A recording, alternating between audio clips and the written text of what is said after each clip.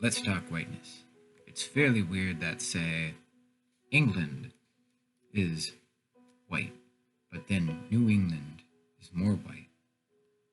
And then from that, you can conclude that the rest of America is white, can you? It's German. German America. Uh,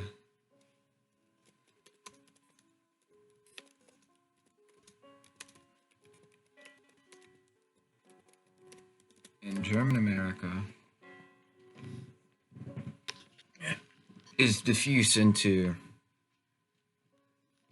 European, Northern European America, non-Britain. Then the Northeast is Western, Romantic American, French, Italian. You'd say that's also the Southwest. And that is where large similarities take place, because that is a large non-stymied nationalist contention space. Britain sucks, and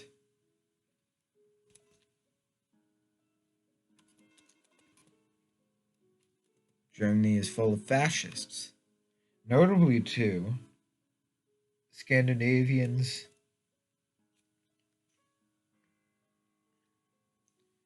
notably the Finnish, I think, have their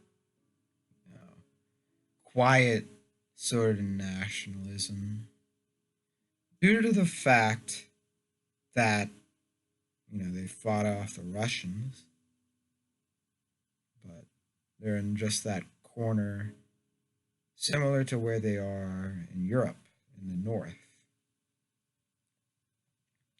Whereas the Germans are in the interior, and the Spanish, the French, the English, the Irish are on the coast, or in respectively near coastal interior.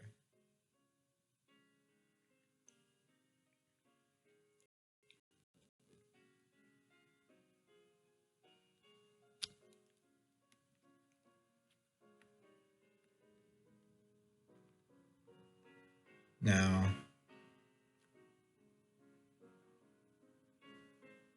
of course, for one,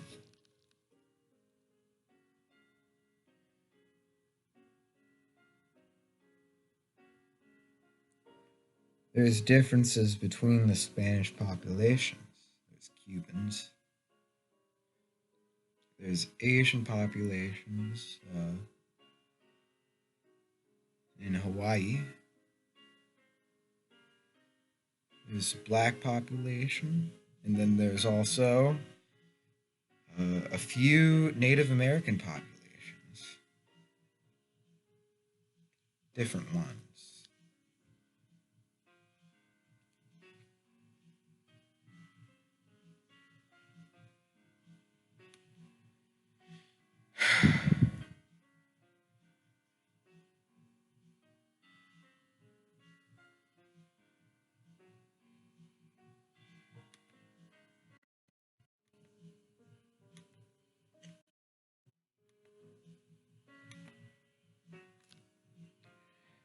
Now, these go along the lines of a diverse, these are the diverse things along with Spanish. I mean Mexican, because Spain isn't considered part of Europe. So instead, we have these 8 countries and these 5 other countries: Cuba, Mexico, Japan, Alaska, and Arizona,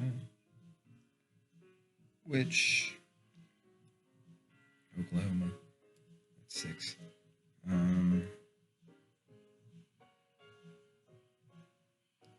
Are considered not very interior. They're considered exterior. But at the same time, they're way part of the interior. That's why the political identity of the U.S. is much in the Northeast and in the Midwest, is because those areas are those are acceptable. Um,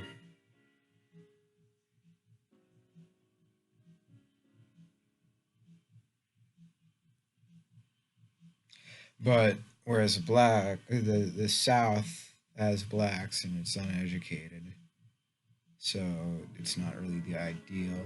The West is not as populated and it has smatterings of sort of diversity, which people don't accept either.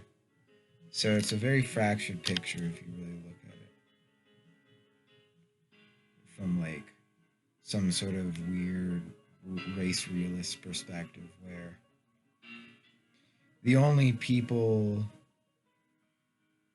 who you like are the tolerant white people, basically,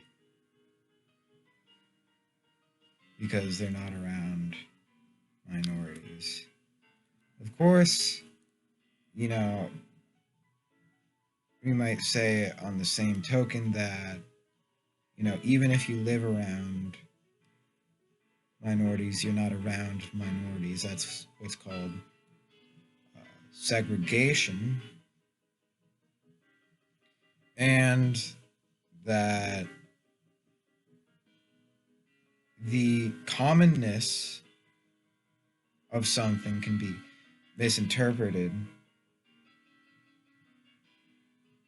and that you can easily point out an exception as an exception, even if it isn't. Same way you can point out, a large amount of things which don't really represent anything, like uneducated people.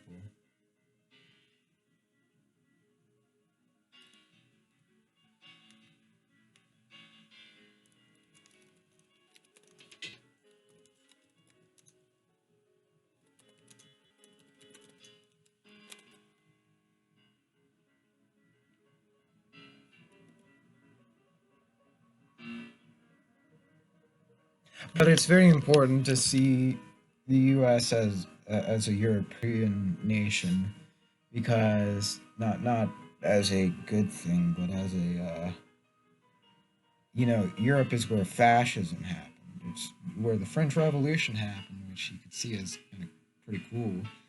But it's also where like everyone's religious and shit, and um, this this strange, Catholics kind of sum it all up, because they're this like symbol. The Catholic Church is a thing that, ironically, I think they were against symbols of things, but they've become like a symbol.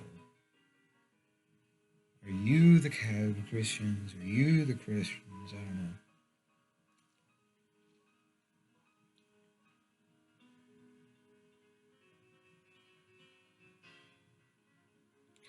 But it's mainly where white people, you know, are actually ethnically, among other white people, homogenous,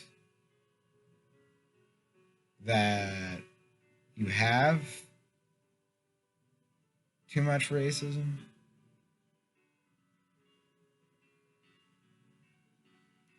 Because, for instance, a purely German perspective is just kind of Germans speaking German to each other. And then it's easy to miss sight of the fact that up till like World War II, all of you spoke German a lot. And then the English in the South, it's easy to see that ignorance of class relations like they had in the Northeast, where it was wealthier, so they'd have different scene along the lines of ethnicity and religion. Otherwise, it's harder to create class conflict. So, in a lot of ways, racism is an expulsion of class dynamic in the West and the Southeast. That's why they have two different flavors of libertarianism. One is in the West, this broad, I can do what I want, and give me these farm grants or whatever so that I can build a house in the middle of fucking nowhere.